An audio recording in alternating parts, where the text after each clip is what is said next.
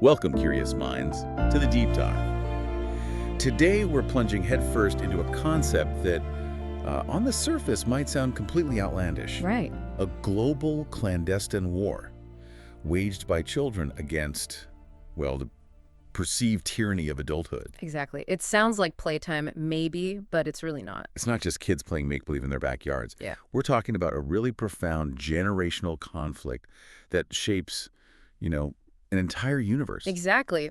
What might seem like a simple premise for a cartoon actually blossoms into this surprisingly rich and complex saga. It's not just about fun and games. It's about freedom, imagination, and the whole nature of growing up, really. And our mission today is to unpack the foundational principles, the ancient history, and the enduring legacy of an organization dedicated to preserving the rights and freedoms of children everywhere. Codename, Kids Next Door. You're going to discover how this seemingly simple idea evolves into a saga just packed with surprising facts, some really poignant themes, and a unique take on that eternal battle between youth and maturity.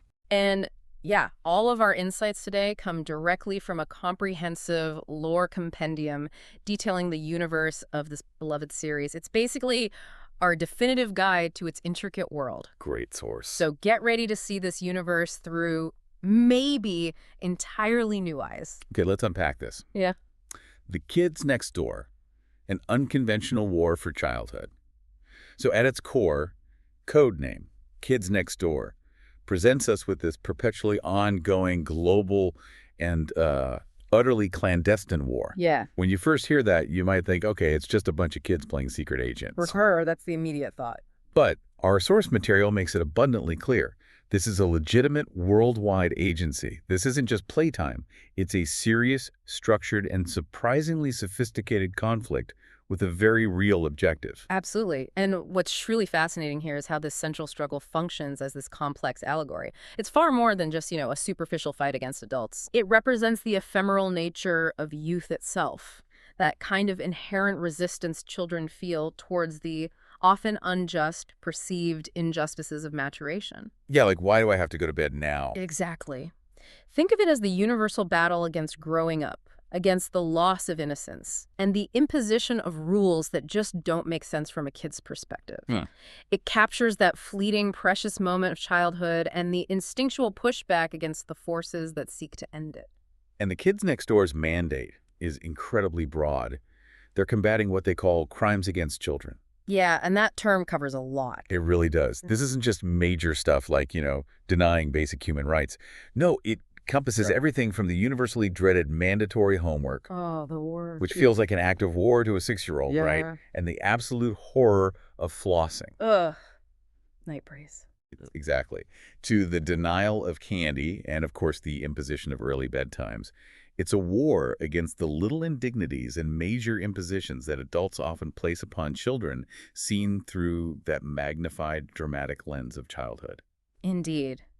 And it's crucial to understand that the KND isn't fighting against adults as individuals necessarily, or specific people. Good point. Instead, they are warring against adulthood itself, a state of being that, from a child's perspective, is defined by arbitrary rules, a profound lack of imagination, and the systemic suppression of childhood joy.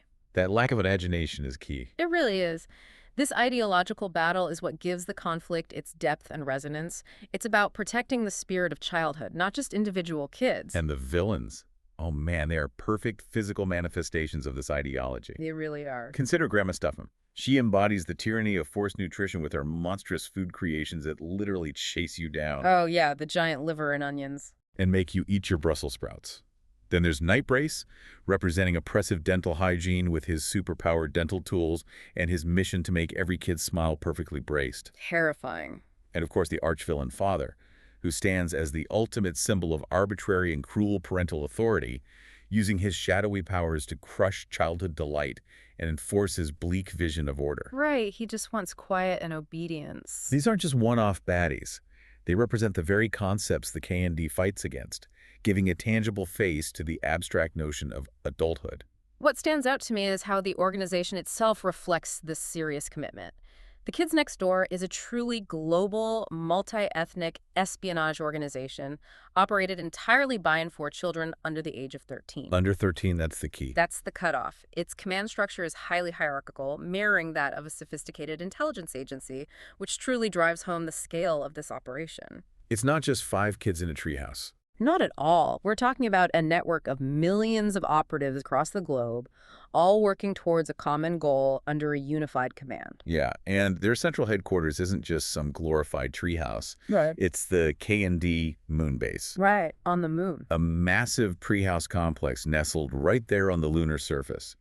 That's where the supreme leader, the highest-ranking operative, resides, overseeing all global operations. Incredible. And from this central command, the organization is divided into countless sectors, which are localized cells operating out of their own technologically advanced treehouses. Like Sector V. Exactly. We primarily follow the operatives of Sector V, located in a seemingly ordinary suburban neighborhood, but they're just one tiny part of this vast global network. And they're all connected, right, through tubes and stuff. Yeah, elaborate pneumatic tubes, communication lines, secret tunnels. It's a whole infrastructure. And, of course, each operative, upon completing their rigorous training, adopts a numerical or alphanumeric designation, or Numbuh. Numbuh 1, Numbuh 5. Right. That serves as their official code name for the duration of their service.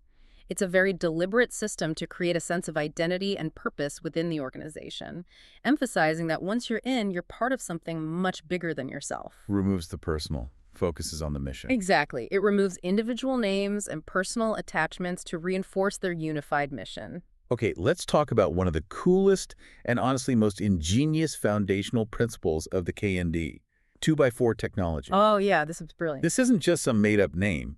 It refers to the creation of highly advanced weaponry, vehicles, and gadgets, all ingeniously crafted from mundane, common household objects. Right. Think about your average backyard junk pile. Yeah. Suddenly becoming the components for a super weapon or a spaceship. Exactly. Think about it. They have things like the SPLANKER, the solid pine-loaded artillery, nicely kicks enemy rear. Great acronyms. Always. Which is this powerful treehouse-mounted weapon designed for maximum impact, made primarily of wood and rubber bands. Or the COOLBUS. The completely obliterates obstacles, lavishly big, ugly ship. Which looks exactly like that sounds. It does. It's a massive flying vehicle that looks like it's cobbled together from old school buses and spare car parts. These aren't made from alien metals or advanced alloys. Nope. They're constructed from basic materials like wood, soda bottles, rubber bands, and spare parts. This is a critical distinction from other animated arsenals, grounding their fantastical abilities in a tangible, relatable childhood experience. Here's where it gets really interesting, I think. This technological philosophy isn't just a cool gimmick. It's a core tenet of the KND lore. Mm-hmm. It represents the boundless ingenuity and resourcefulness of the childhood imagination. It shows how kids can perceive extraordinary potential in the most ordinary objects. Yeah, turning a simple garden hose into a high-pressure water cannon or like a mattress into a trampoline defense system. Right. It's the ultimate expression of seeing a world of possibility where adults see only limits. Yeah. Junk is potential. And series creator Tom Warburton deliberately chose this approach to differentiate the KND's arsenal from the sleek, polished inventions often seen in other animated series. Makes sense. His intent was to ground their power in believable, child-centric creativity, making it feel organic to the universe. And as the series progresses, you see 2x4 technology advancing to almost science fiction levels of complexity. It gets pretty wild. Oh, yeah. From personal jetpacks made of garbage cans to entire moon bases constructed from recycled materials, underscoring the immense, almost limitless power of this collective childhood imagination. It's a fantastic visual metaphor for the incredible potential of a child's mind. And how was it all powered? Ah, yes. And it's all literally powered by thousands upon thousands of hamsters running on wheels in a massive interconnected network beneath their tree houses. Hamster power. The fate of childhood freedom literally rests on the cardiovascular endurance of rodents. It's absurd and it's perfect. It really is. But for all the creativity and ingenuity, there's a critical and incredibly poignant doctrine at the heart of the Kids Next Door. The catch. The big catch. The mandatory decommissioning of all operatives upon reaching their 13th birthday. This is the one rule that casts a permanent shadow over their entire operation. Yeah, this is where it gets kind of heavy. This process involves a complete memory wipe of their time in the KND. Everything. Everything. It effectively erases their identity as an operative and forces their assimilation into the world of teenagers and eventually adults. What's fascinating is that this decommissioning isn't just a rule, it serves as the central dramatic engine of the entire lore. It really drives the plot sometimes. Totally. It represents the inevitable and often tragic loss of childhood innocence and the very belief system that the KND champions. It's the one foe they can't truly defeat because it's a natural process that affects every single one of them. Growing up. Exactly. It's a bittersweet reminder that even in a fantastical war, some battles are simply unwinnable. And this mandate, as you might expect, is actually the source of many of the KND's most formidable adversaries. Oh, absolutely. Operatives who manage to escape or evade decommissioning, like Numbuh 5's own older sister, Cree Lincoln, who was formerly Number 11. A major betrayal. Or even the former Supreme Leader Chad Dixon, Number 274, often become powerful villains. They turn their extensive KND training, their knowledge of tactics and technology, against the very organization they once served. Which makes them incredibly dangerous, deeply personal threats. Yeah, because they know how the KND works from the inside. It's a profound betrayal driven by the fear of losing themselves, losing that identity. And the why behind this memory wipe is rooted deeply in the ideological nature of the war. It sounds harsh, but think about it. Okay. A former operative who retains their knowledge and belief in childhood freedom would, in theory, pose an existential threat from within the enemy's ranks. A spy who used to be one of them. Exactly. Imagine a highly trained former KND agent, now a teenager or an adult, with all that strategic insight, operational knowledge, and maybe even a continued connection to the childhood mindset. That's a catastrophic security risk. They'd know all the secrets, the bases. Their weaknesses. The memory wipe is a self-preservation mechanism, albeit a really tragic one. But here's where the KND shows its strategic adaptation and, I guess, a glimmer of hope against that inevitability. The loophole. Kind of. Later in the series, a crucial exception to this rule is revealed: the Teens Next Door, or TND. Ah, yes, the TND. This is a clandestine branch of the KND where exceptional operatives fake their decommissioning to act as deep cover agents within teenage society. It's a brilliant evolution, honestly. It acknowledges the value of intelligence from behind enemy lines and allows some of their brightest to continue the fight from a new, unexpected angle.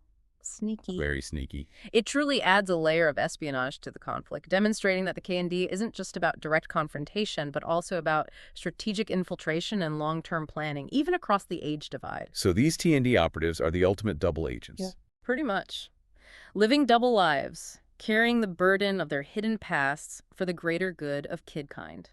It's a testament to the KND's resourcefulness and their ability to adapt to the changing battleground of growing up. 2. The Ancient Ages, Grandfather's Tyranny, and the Genesis of the KND. You know, for a show about kids fighting over, like, cake and homework, Yeah. Codename, Yeah. Kids Next Door actually has this deep, almost mythological history. It's kind of amazing. It really is. The war between kids and adults extends far beyond the lifetime of Sector V, existing as this cyclical struggle with ancient roots. And Operation Zero, that pivotal TV movie, truly pulls back the curtain on this origin story. That's the big one. It establishes the modern KND organization as the seventh age of the Kids Next Door, which implies 6 others. This is where the lore truly expands into something epic.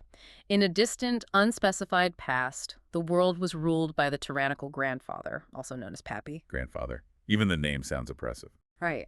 He embodied the ultimate, most oppressive form of adult tyranny. Under his iron-fisted reign, all children were enslaved, forced to work endlessly in massive, joyless factories, Doing what? with their sole purpose being the endless, monotonous production of tapioca pudding. Tapioca pudding.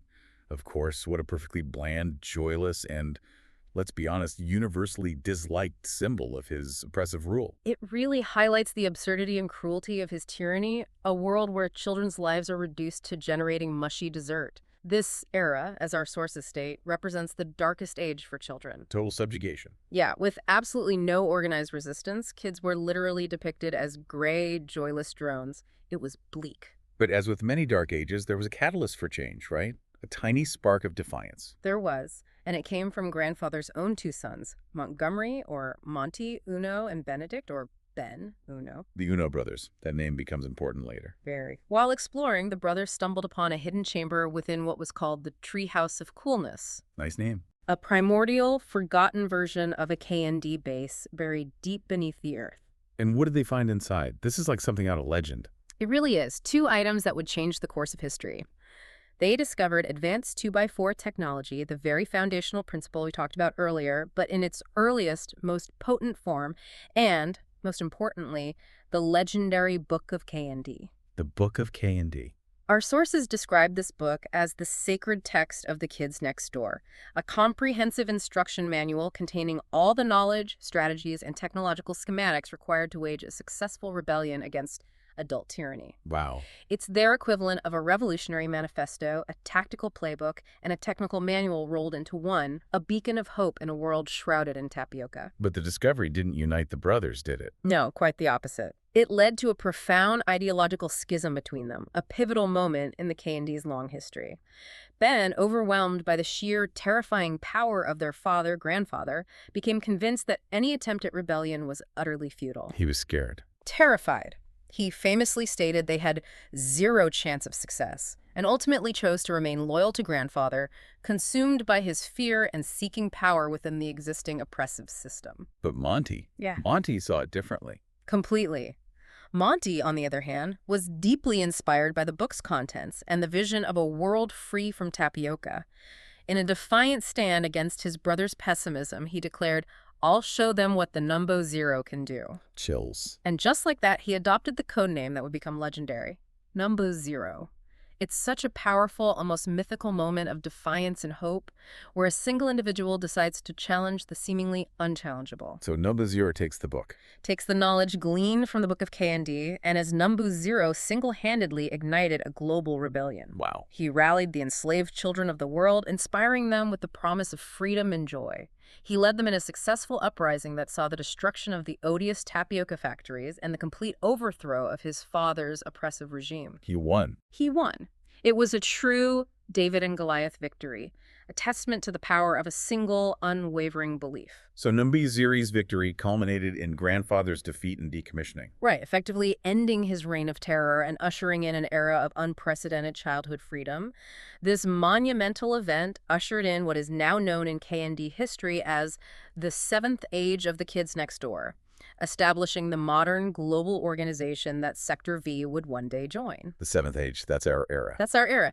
And interestingly, our lore compendium notes that the first female operative to join this new age was Numbuh 999. Who turns out to be? Who, as we later find out, would be revealed as Numbuh 1's own mother, Mrs. Uno. No way, it's a family business, this rebellion. It absolutely is. And the explicit designation of this era as the 7th age is incredibly significant. Because It implies a vast, unrecorded history of at least 6 previous ages of the kids next door.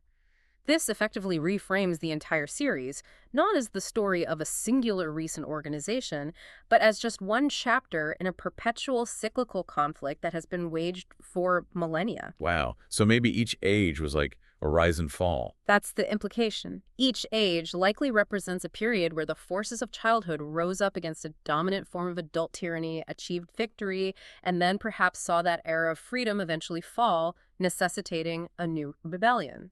It suggests that the fight for childhood freedom is an eternal one, constantly reborn. So this gives mythological weight to figures like Numbuh Zero and artifacts like the Book of KND. They're like relics of this long past. Exactly. Positioning them as relics of a long and storied past, not just recent inventions.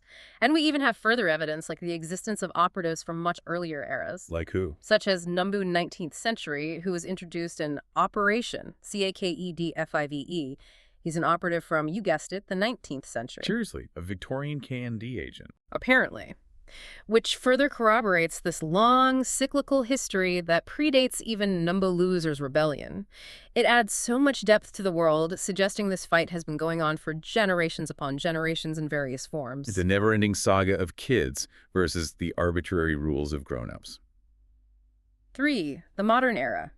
Sector V's formation and tragic pasts. Okay, so moving into what we might call the modern era of the KND, the period immediately preceding the events of the main TV series, it was marked by some significant upheaval. Yeah, things weren't exactly calm. including the tragic loss of its most celebrated sector. This really sets the stage for the kind of world our main characters inherit. Sector Z. Sector Z, widely regarded as the most skilled and legendary team of operatives in The Kids Next Door. Their members included Bruce, David, Alessandra, Lenny, and Constance, known as Numbuh's Point 1 through Point 5. The best, the best. The elite. Their celebrated career, however, came to a truly tragic and horrific end. They were captured by Benedict Uno. Numbuh Zero's brother, who by this point had fully embraced his villainous persona as father, the very embodiment of arbitrary adult tyranny. And what Father did to them was, well, it was pretty dark for a kid's show. It really was. He subjected Sector Z to his experimental delightfulization chamber, a device designed to strip children of their joy and turn them into obedient, delightful automatons. Horrifying concept. But here's the critical, tragic detail. A malfunction in the machine blew a fuse, increasing its power 11 billion-fold. 11 billion-fold. That's the quote. Permanently and irreversibly merging the 5 individual operatives into a single hive mind entity. Oh my God. This entity became the Kids Next Door's most persistent and uncanny adversaries, the delightful children from down the lane. Those creepy kids in the sailor suits who talk in unison.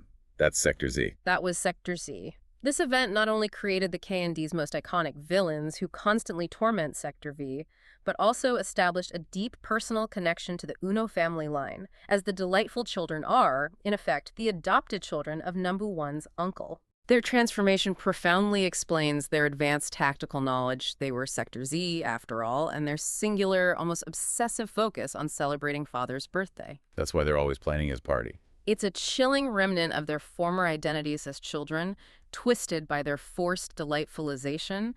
They retain hints of their former tactical brilliance, now repurposed for adult tyranny. A truly sad fate for legendary operatives. So out of that tragedy and the shadow of Sector Z's fall, a new generation began to rise. The current iteration of Sector V, the team we all know and love, Numbuhs 1 through 5, was formed through a series of distinct events. Yeah, it wasn't just random. It's roster defined by legacy, by trauma, and by strategic succession. Let's start with number 5, Abigail Abby Lincoln. She's the veteran now. She is. Before joining Nigel's team, she initially served under the leadership of her own older sister, Cree Lincoln, Number 11. who was the celebrated Numbuh 11 and leader of the previous Sector V roster. This family connection runs deep within the KND, showcasing how the fight for childhood freedom often runs in families. Abby had a front-row seat to the previous generation's efforts. And here's another profound betrayal that highlights the stakes of decommissioning. Cree. Yeah, Cree. When she reached the age of 13, she tragically betrayed the KND to avoid decommissioning, using her extensive training to become a formidable teenage villain. She didn't want to forget. Exactly. In the wake of this betrayal and the subsequent disbandment of the old Sector V, Abby was forced to step into the leadership role, inheriting a sector that was already fractured by treason and loss. That's a huge burden for a kid. She had to rebuild. Absolutely. Then there's the recruitment of Numbuh 1, Nigel Uno, which was born from a truly traumatic encounter with the delightful children from down the lane. Oh, right. The hair incident. What? The hair incident. They captured him and subjected him to an unknown, deeply unpleasant process that resulted in the permanent loss of his hair, leaving him with his iconic baldness. It was a bizarre and unsettling initiation into the conflict. And who rescued him? It was Numbuh 5, as the acting leader of Sector V, who bravely led the mission that successfully rescued him from the delightful children's clutches. Okay, so that explains their bond. It forged a powerful, unbreakable bond between them and ultimately inspired Nigel to dedicate his entire life to the kids next door. What's truly remarkable is that Numbuh 5, recognizing his innate tactical genius and almost obsessive dedication to the cause, He is pretty intense. traits she saw emerging even in his youth, made a strategic decision to cede command of the sector to Nigel. She gave up being leader. She did. She had already shouldered the burden of leadership after her sister's betrayal and understood that her skills were better suited to the role of a cool-headed, experienced second-in-command, while Nigel's workaholic, single-minded nature made him the ideal frontline leader. Wow, that's actually really smart leadership. It was a profound act of leadership and trust on her part, putting the mission above her own ego, shaping the dynamic of the legendary team we know. Okay, so who else joined? Numbers 2, 3, and 4. The remaining members of Sector V were recruited following Numbuh 1's ascension to leadership, rounding out the iconic quintet: Hogarth, Hoagie P. Gilligan Jr., known as Numbuh Zero, The tech guy, the pilot. was already a close friend of Nigel since kindergarten, sharing a bond that made his recruitment a natural and easy fit into the team. He brought the tech expertise and, the puns. So many puns. And Wally Beetles, Numbuh 4, the tough guy. Number 4. He was likely recruited after Nigel protected him from bullies. Ah, okay. An event that would have demonstrated the KND's purpose to him, directly showing him that there's an organization dedicated to protecting kids from injustice, even playground bullies pulling him into their world. Makes sense for his character. And Cookie Sandvan, Numbuh 3. Numbuh 3, often cheerful and obsessed with rainbow monkeys, is generally implied to have been the final member to join the team, completing the iconic 5. So when new recruits join, they just pick a number. The process usually involves selecting an available numerical designation from the vast KND system, and the coincidental alignment of numbers 1 through 5 in a single sector is actually one of the defining features that makes this particular team so legendary within the KND universe. Like Destiny or something. It's almost destiny, yeah. A perfect storm of personalities and skills destined to become the most famous sector in the modern age. 4. A glimpse into the KND's ongoing battles, key moments, and revelations. Okay, let's take a chronological walk through some of the key events and revelations that really shaped the KND lore as the show went on. Yeah, how it built on itself. We start way back with what's called the Proto-KND era, with KND 001, Kenny and the Chimp. Dizeezy does it. Oh yeah, the very beginning. This animated short introduces Professor XXXL and features the first conceptual appearance of those kids next door as simply neighborhood troublemakers. Not quite the organized force yet. No, it's a very early, rough sketch, just laying the groundwork for the organized force they would become. From that initial concept, we move to KND 002 No P in the OOL, the official pilot that formally introduced the Kids Next Door organization as we know it. Okay, this is the real start. Here we see Sector V mobilized against adult villains Mr. Wink and Mr. Fib, attempting to reclaim the pool from Adult Swim. A classic crime against children. A perfect early example. It establishes their high-tech, yet often flawed, approach to problem solving, like building a massive vehicle that can barely get through a suburban street. Yeah. This was the true birth of the KND organization as a mission-based entity, showing them actively fighting for kid rights. And from there, the Rogues Gallery just expanded and the lore deepened. Oh, yeah, episode by episode. KND 003 Operation, ISCREAM, solidified the delightful children from down the lane as primary antagonists. The creepy merged kids. And it introduced the recurring theme of candy and sweets as a central point of conflict, a literal sugary battleground. It showed just how far adults would go to hoard candy and how fiercely the KND would fight for it. Candy is serious business. Fast forward to KND 005 Operation, NOPOWH. Grandma Stuff'em. Yes, which brought in Grandma Stuff'em as a major villain, but also critically established the KND's reliance on hamster power. The hamsters, we mentioned them earlier. Yes, thousands of hamsters running wheels are the literal, adorable, and slightly ridiculous power source for their entire 2x4 technology infrastructure across the globe. It's a whimsical touch that perfectly encapsulates the show's spirit of childlike ingenuity. Those little details really build the world and give it such charm. Totally agree. And then KND 008 Operation GROWUP was a real landmark episode. Huge one. It introduced Father as the series' main antagonist, revealing his immense power, his shadowy abilities, and a terrifying concept of artificial aging as a weapon against children. He could literally grow up kids in an instant. Nightmare fuel. Seriously. It also marked the first major appearance of Cree Lincoln, Numbuh 5's sister, setting up her later dramatic defection. Seeds planted early? And following closely, KND 009 Operation END was a truly pivotal lore episode because it directly confronted the tragedy of decommissioning head-on. Right, the big betrayal. We saw the legendary Supreme Leader number 274, Chad Dixon, betray the KND on his 13th birthday, choosing to escape decommissioning rather than face the memory wipe. A hero falling. Which forced Sector V to act against a former hero, a painful choice, and ultimately led to Numbuh 362's promotion as the new Supreme Leader. It really highlighted the high stakes of the decommissioning mandate, showing that even the highest-ranking operatives weren't immune to its power or the fear it instilled. As the series progressed, we unveiled even deeper lore and occasionally, recontextualized what we thought we knew. Yeah, some retcons or clarifications happened. In KND 00 operation, ARCHIVE, Number 1 accesses a KND historical file detailing this rather outlandish creation myth where kids supposedly created adults. Wait, what? Yeah, but here's a crucial discrepancy and a great example of evolving lore. The creator later stated this is purely Number 1's interpretation, not entirely factual. Ah, okay. It contradicts the later definitive canon from Operation Zero. It shows how history within the KND universe can be misinterpreted or evolve as more information comes to light. It wasn't the official story. Good clarification. Then, KND 00 Operation, FOUNTAIN, introduced a literal fountain of youth, The ultimate goal, right? Staying young forever. representing the KND's ultimate, unattainable goal of remaining children forever and never having to deal with the tyranny of adulthood. Its destruction tragically reinforced the inevitability of growing up and the KND's ultimate unwinnable war against time itself. Pretty deep stuff. And on a slightly more comedic note, it finally revealed the true, rather unglamorous cause of Number 1's baldness. Oh yeah, what was it again? Something involving the delightful children and possibly peanut butter. It was weird. So it was a multi-layered episode of both profound tragedy and silly revelations. Then KND 015 Operation MAURICE was a critical evolution in KND lore and a real game changer for the decommissioning mandate. This is the Teens Next Door reveal. Exactly. It introduced the Teens Next Door, or TND, through Numbuh 9 Maurice.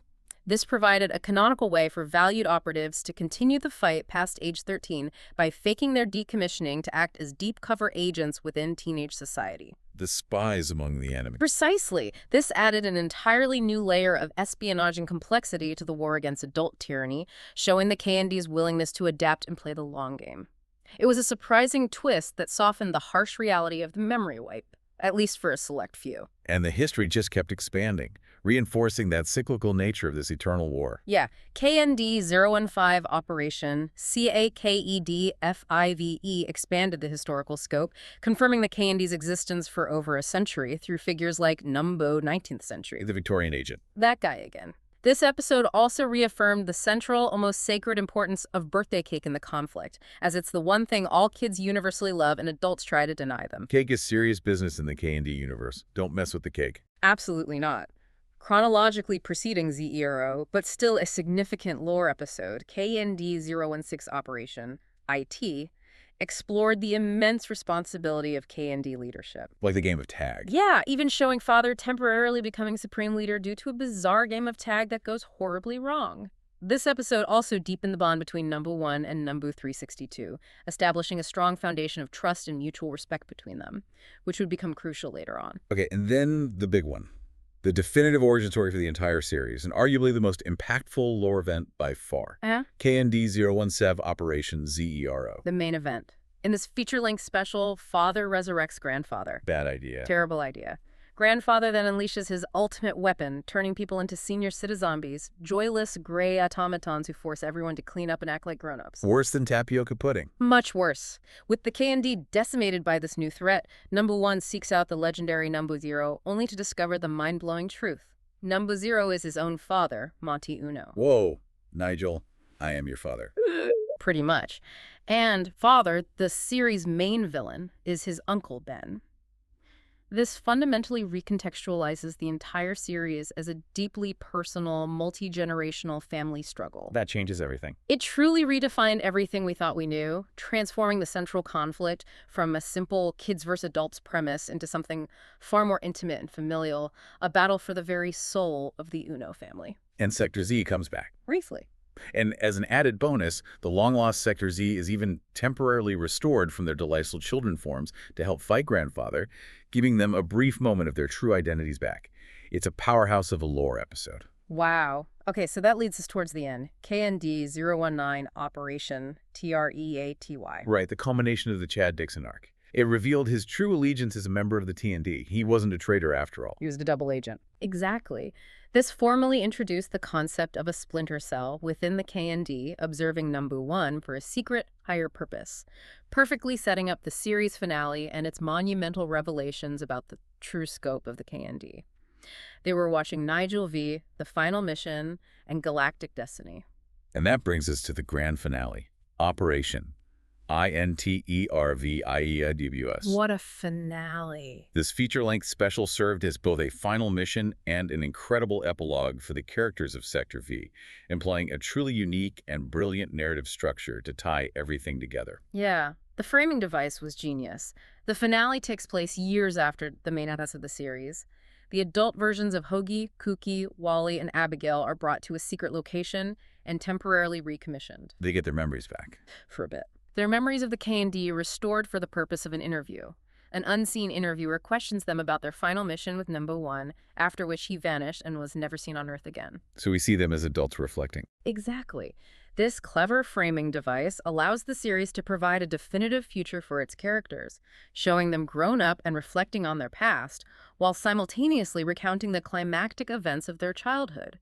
It's a masterstroke in storytelling, giving us both closure and a thrilling final adventure. So what was that final mission? It starts with cake, right? It always starts with cake. Yeah. The final mission itself begins as a seemingly standard operation, CAKED mission, trying to steal the delightful children's birthday cake, a classic KND objective. But then something weird happens. But then, a mysterious operative, Numbuh 74.239, steals the cake himself and initiates a global scavenger hunt, promising the cake to whichever team can solve his clues first. Okay, so it's bigger than just cake. Immediately elevates the stakes, and this competition draws in nearly every character from the series, both friend and foe, from familiar villains like Common Cold in the Toilinator to other KND sectors. It's a big reunion tour. Pretty much. Turning the mission into a massive, world-spanning race. It's a fantastic parade of the entire KND universe, highlighting the breadth of characters they've encountered. But it wasn't just a game. Not at all.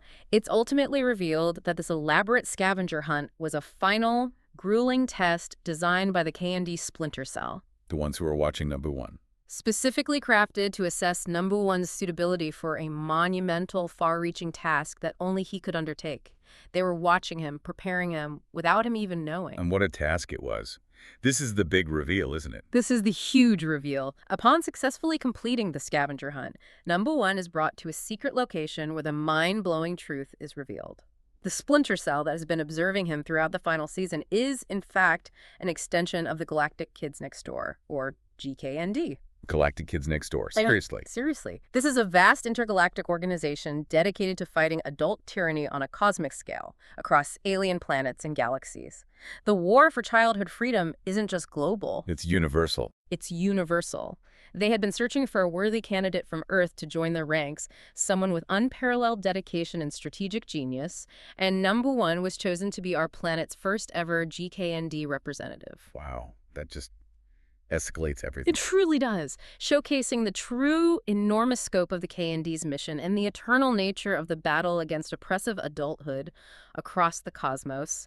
It was a destiny he was born for, quite literally, given his lineage. But this incredible honor came with a bittersweet, almost heartbreaking cost. Yeah, there's always a catch with the KND.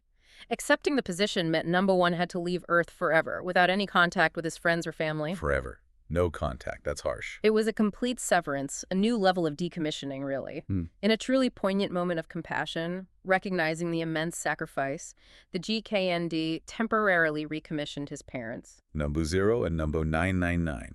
Monty and Mrs. Uno. This allowed them to understand the immense honor being bestowed upon their son, the galactic mission he was undertaking, and to say a proper goodbye before he departed for the stars. Oh, man. That must have been emotional. It was a beautiful, tear-jerking scene, giving Monty a final moment with the son carrying on his legacy. And he had to say goodbye to Sector V, too. Numbuh 1 then shares an emotional farewell with his beloved Sector V, his chosen family.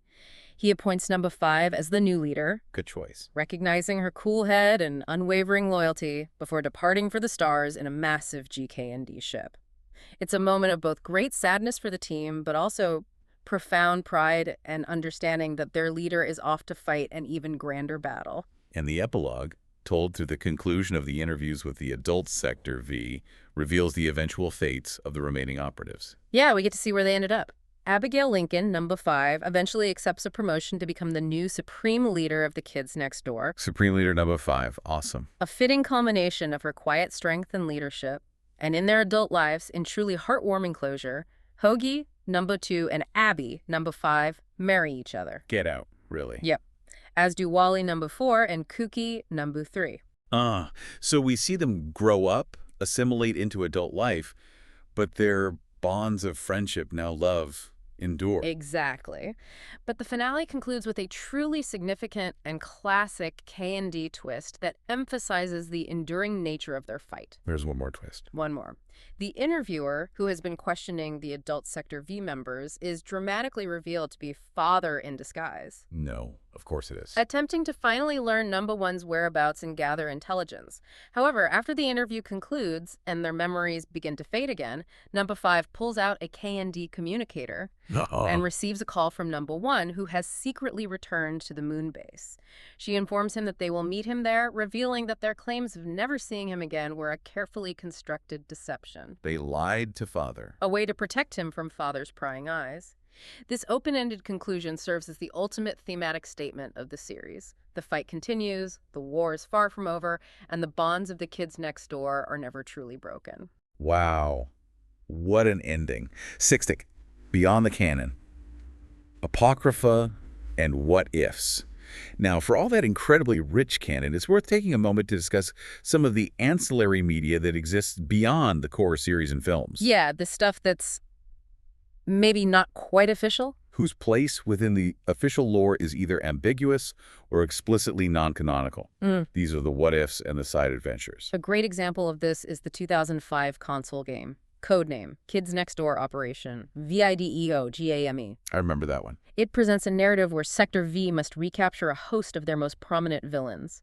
The plot culminates in the villains being merged by the delightful children into a giant monster, which Sector V defeats in a grand final battle. Sounds pretty KND, right? Yeah, standard stuff. But here's the paradox, and what makes it non-canonical. The ending. The game's conclusion explicitly reveals that the entire adventure was merely a video game being played by the members of Sector V themselves. They're literally sitting on a couch, controllers in hand.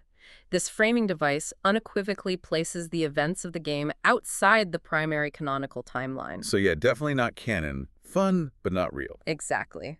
So while it features familiar characters and villains and a lot of the show's signature humor and 2x4 tech, it's not part of the real story. However, it still reflects the K&D's own perception of their world and their capabilities, a fun meta-commentary. Then we have crossover events, which often inhabit a murky canonical space. Always tricky. The Grim Adventures of the Kids Next Door, a 2007 television special, features a crossover with The Grim Adventures of Billy and Mandy. That was a trip. While it created a fun, shared universe for its own narrative purposes, allowing the K&D to interact with Grim Reaper and his charges, it is considered non-canonical to the primary K&D lore. And for good reason, right? There were inconsistencies. Numerous inconsistencies with established K&D canon that just can't be reconciled. For instance, the depiction of the K&D moon base is drastically different from its established appearance. Okay, yeah. And the nature of Santa Claus's operations, which in K&D lore is a highly technological system and even involves a former K&D operative, Right, Numbuh Holly. is portrayed as a purely magical one in the crossover. Crucially, the events of this special are not referenced in any subsequent K&D episode, cementing its status as a standalone apocryphal adventure. Fun for a laugh, but not part of the grand saga. Makes sense. What about comics? Similarly, the 2014 comic book series Super Secret Crisis War from IDW Publishing was a large-scale crossover event featuring multiple Cartoon Network properties. The Codename, Kids Next Door tie-in involved Sector V being challenged by a robot created by Aku, the villain from Samurai Jack. Aku versus the KND. Okay. But these kinds of large-scale, multi-franchise comic book crossovers are almost universally considered non-canonical to the individual properties they feature because of the sheer difficulty in maintaining consistent lore across so many distinct universes. Too many cooks. Pretty much. They serve as self-contained events, and in this specific case, creator Tom Warburton's involvement was limited to providing a variant cover with no input on the story itself, further supporting its apocryphal status. It's a fun celebration of Cartoon Network characters, but not K&D history. Okay, got it. And finally, we have the unseen future, specifically the Galactic. Kids Next Door, unproduced sequel teasers. Ah, the GK&D campaign. This is fascinating, but definitely not canon. Following the conclusion of the original series, creator Tom Warburton initiated a viral marketing campaign for a proposed, but ultimately unproduced, sequel series. Through a series of coded messages, websites, and animatics, a potential much darker future for the KND universe was teased. But it's vital to classify this material as apocryphal, as it was never officially produced and doesn't form part of the established canon. It's pure what if. And what was teased was wild and would flip the entire premise on its head. Oh, yeah. The lore presented in these teasers painted a significantly darker picture of the KND universe. The galactic kids next door, those cosmic defenders Numbuh 1 joined. Yeah. Were depicted not as benevolent protectors, but as a ruthless, fanatical organization willing to destroy entire planets to eradicate adult tyranny without mercy. Whoa, that's extreme. It raised serious questions about whether Numbuh 1 had joined the right side. And Numbuh 1 himself. And perhaps most shocking, Numbuh 1 was shown as seemingly having defected to their cause, having become fully indoctrinated into their extreme ideology, positioning him as a potential antagonist against his home world. Numbuh 1 as a villain.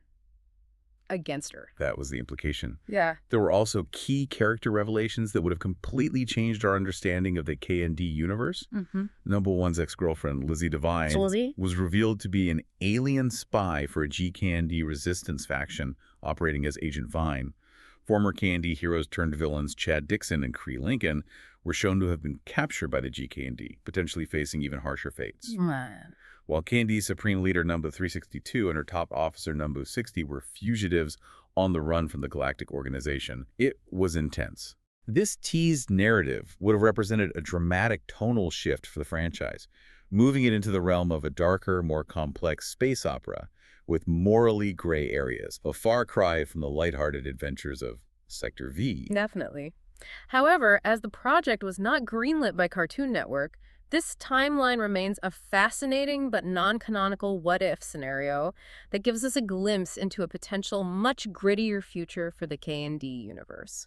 Leaves you wondering what might have been, though. The enduring legacy of childhood resistance. So when you look back, the narrative of Codename, Kids Next Door, demonstrates a truly remarkable evolution. It really does. What began as a collection of largely episodic, imaginative adventures gradually transformed into this serialized saga with a deep, multi-generational history. Right, imbuing its premise with layers of tragedy, legacy, and even family conflict. The early seasons certainly focused on establishing the core conflict and introducing that vibrant rogues gallery. But with the introduction of key lore-heavy episodes, especially the climactic television film Operation, Zero, That changed everything. the series retroactively imbued its entire premise with profound layers of tragedy, legacy, and familial conflict. The revelation of Numbuh Zero and the seventh age of the KND reframe the contemporary struggle of Sector V as just one battle in a perpetual ancient war, lending a profound historical weight to their seemingly everyday missions against grown-ups. And what's truly masterful is how the series balanced its often silly comedic tone with surprisingly poignant and mature themes. Yeah, it could be really funny one minute and then hit you with something deep. Exactly. The central concept of decommissioning, for example, served as a constant, somber reminder of the bittersweet nature of growing up, a foe that even the kids next door, with all their ingenuity and power, could not ultimately defeat. It highlights the inherent tragedy in the cycle of youth and maturity, that childhood joy is fleeting, a universal truth embedded within a cartoon about fighting for candy. And beyond decommissioning, the show really explored core thematic pillars throughout its run. The rebellion against unjust authority, the unparalleled power of childhood imagination as powerfully manifested through 2x4 technology. Love the 2x4 tech. And perhaps most importantly, the enduring strength of friendship and loyalty in the face of overwhelming odds. These are the threads that tie everything together, making the KND much more than just a spy show for kids. It's about finding strength and purpose in your bonds with others, your team. Exactly. The finale, Operation Interviews, provided a masterful conclusion that both satisfied long-running character arcs and brilliantly preserved the core spirit of the franchise. It really stuck the landing. By showing the adult lives of Sector V, their marriages, their new responsibilities, their quiet assimilation into the world they once fought against it, acknowledged the inevitability of maturation, grounding the fantastical premise in a relatable human experience. We see them move on, but their past remains part of who they are. But the final, revelatory scene confirming that the team remains united and in contact with Numbuh 1 on his galactic mission, that delivers the ultimate thematic statement. Yes. While childhood itself may be fleeting, we all eventually grow up, the ideals fought for by the kids next door, freedom, imagination, unwavering support for one's friends, and a healthy skepticism of arbitrary authority, they endure. The fight goes on. The war against adulthood may be perpetual, but so too is the spirit of resistance that lives in all of us, no matter our age, ready to fight for what's right and embrace the joy of discovery. So what does this deep dive into Codename, Kids Next Door, reveal about the power of belief, the inevitability of change, and that spirit of rebellion that lives within us, no matter our numbo? Good question to leave folks with. KND rules.